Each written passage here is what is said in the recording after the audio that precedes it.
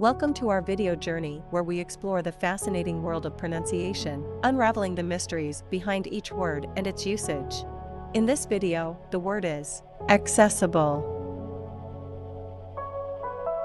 Accessible. Accessible. Accessible is an adjective used to describe something that is easy to approach, reach, enter, use, or understand. It often refers to places, services, information, or technology that is available to and usable by a wide range of people, including those with disabilities. Here are some examples. Example number 1. The new building has ramps and elevators, making it accessible to people with mobility challenges. Why accessible is used in example number 1. Accessible is used to describe the building's features that make it easy for people with mobility challenges to enter and move around.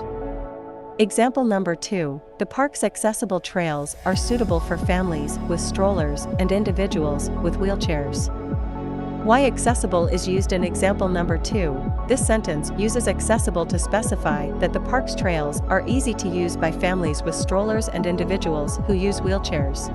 Stay tuned for more linguistic wonders and join us in unlocking the magic of language. Thanks for watching, and until next time, keep speaking, writing, and embracing the beauty of words.